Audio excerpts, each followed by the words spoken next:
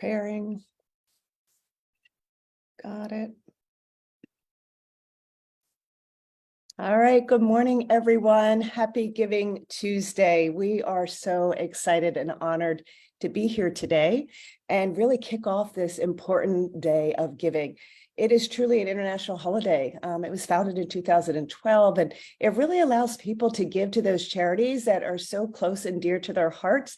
And we feel so honored that our community chooses Unite for Her year after year. Today, we actually are going to do like a virtual telethon. And for us, we feel that the best way to hear from our community is to hear from those we serve. So it is my honor today to introduce my friend here, Beth Darcy. Beth has been with us for the past 5 years in our program, but really has just embraced the Unite for Her community and has been a part of Unite for Her's passport program ongoing, because Beth is living with metastatic breast cancer. And I remember meeting Beth for the first time, and it was at Doylestown Hospital. And I just knew this woman was truly remarkable. And we've been friends ever since, Beth. And I really would love for you to take it from here. Sure. Yes, I remember that day well, too. It was not a good day for me physically, but what I learned that day and what I took away with me that day, I think has helped me stay alive for the 5 years that I've now made it with this disease. So I want to thank you, Sue, today on Giving Tuesday, and all of those out there listening who are supporters of Unite for Her, because I am a living embodiment of all that is good about this organization, and I'm so grateful. I was diagnosed in 2017, July of 2017. I had, at the time, still do have 3 children, but I had one about to start freshman year of college, one a rising sophomore in college, and one, the youngest, going into 10th grade. So it was a difficult time. Not that there's any good time to be diagnosed with cancer, but my kids were at an age where they had a lot going on, and life was moving forward for them. And I suddenly found myself stuck. Shortly after my double mastectomy, I found out I was actually already metastatic. It had already gone to my liver, and it had likely been there from the moment of my diagnosis. So I'm considered de novo. My mets are to my liver, which causes immense struggles. And at the time, my liver became eventually 90% involved in that first few months. And I was just struggling to stay alive every day. And my physical therapist kept saying, Unite for Her is coming to Doylestown. I had missed the wellness day at Penn, where I had switched to when I became metastatic, because I was too sick to attend that one. And the following month, you came to Doylestown Hospital for the first time, and I attended. And the next day, the wellness day was a Sunday, and the next morning I called for an acupuncture appointment and went on that Tuesday morning for acupuncture. And I felt like I finally got the relief I needed without going through another pill to offset this side effect or that side effect. And all of those pills are toxic to my liver that was already compromised. So finding alternatives like acupuncture and oncology massage were life-changing for me, as I really struggled with this disease. And the fact that it could be provided locally in my community at no cost to me during a time when, every cancer patient takes on additional expenses, even if you have good insurance. So to have these services provided without me having to worry about how am I going to prioritize paying for them was truly a godsend. And I feel like a huge part of why I am here today. So I thank you. Talking about that, Beth. I remember you talking how you speak with your physicians and your doctors, and we are a unit, right? We are together collaborating for your overall patient care, and them just saying, don't change a thing, whatever you're doing. Don't change a thing, because you were actually doing acupuncture, you were doing a little bit of oncology massage, you were doing medical marijuana as well, and your chemotherapy. And that was about a good 2 years, right? Like you had this 3 years, this routine, and still to this day are still doing the complementary part of the therapies. Yeah.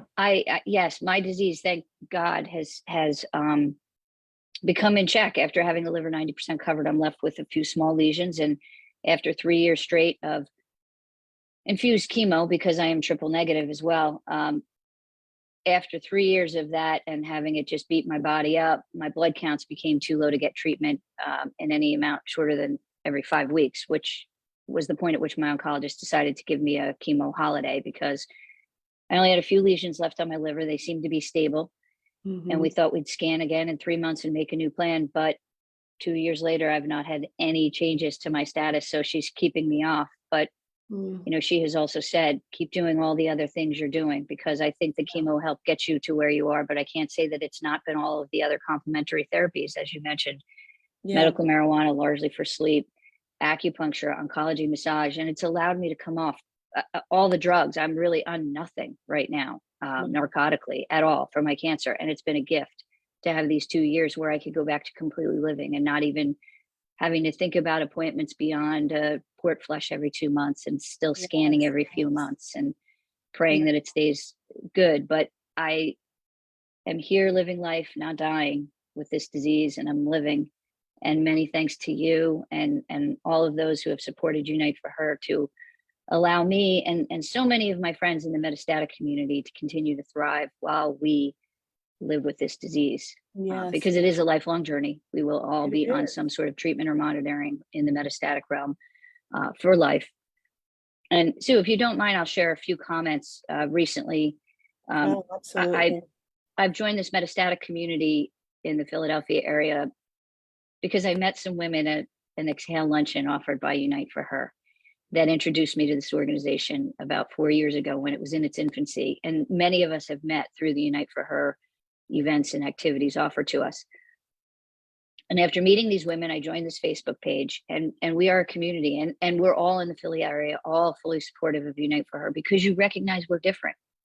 One of the only organizations out there that does recognize that metastatic disease is very different than early stage breast cancer, and our needs are ongoing and for life. And I'll just share a few of the comments that friends have shared this fall over why they are inviting friends to support Unite for Her on their behalf. And this speaks to something else, choice. We don't have much choice in cancer world. When you're diagnosed, you pretty much follow your doctor's advice because you're just, the fear, and you don't have many choices on treatments. But Unite for Her gives us some choice to control how we choose to be well during this journey. And in my metastatic group, almost everything you offer is utilized by one woman or another. Many of us use acupuncture. Many of us use the CSA share. Many of us have used the one-on-one with the nutritionists. Sunbasket meal delivery, amazing. Gym membership is huge. A few women very specifically commented on that, because especially women with bone mets, with bone pain and challenges in really exercising and staying well. Having a gym membership where they're monitored is tremendous. And especially many of the gyms have a pool, and especially for women with bone mets, it's a good non-weight bearing way to try to stay active and keep moving. Massage, Reiki, counseling. Everyone in cancer world, when they're diagnosed, should receive insurance covered mental health counseling, but we don't. And using the Unite for Her provider list, which I have done myself as well, all of the providers on that list understand the cancer world and what we're going through, and not every counselor does. So we're extremely grateful for both the mental health counseling and the sexual health counseling, because that part of our lives takes a huge hit because of the treatments and the disease as well. All of the online classes, especially in metastatic world, we're all permanently immune compromised. So leaving our homes during COVID is often a scary thing. And having all of the online classes you've been offering, especially the meditation, a lot of people commented on, the cooking classes. So, some of these things are not things I've used, but my sisters in the metastatic world do. And I just wanted to share that with you, because every aspect of Unite for Her really does give every woman or man diagnosed with breast cancer or ovarian cancer the opportunity to take control of their wellness and to choose the things that they want to use to help stay well while they battle this disease. When you talk about choice, I remember coming to you and a lot of those that we treat in the metastatic community. Tell us what you need, because we don't know everything, and we learn from you, Beth, and we learn from those that we're serving, and you're so honest with us, and that's how we do better. And we've been doing this now for 13 years, Unite for Her, and our metastatic community, we have 2,000 that we are serving, in our community, ongoing, renewing that passport every 6 months. But I just remember you feeling like we are able to evolve with you. And that was important to us. So when you ended up having, treatment, chemotherapy, the complementary therapies that we were able to support you with had a specific goal. Now, with your treatment being on hold, the complementary therapies still have a different but specific goal. And that to me is what Unite for Her embodies, is that we give you whole patient care and that we are here. And I am so grateful that you share so much, and it is so honest. You're very honest with us, and so is the community. We learn a lot from our metastatic community and that Facebook group. And I know people say, I need to give to an organization. Why should I give to Unite for Her?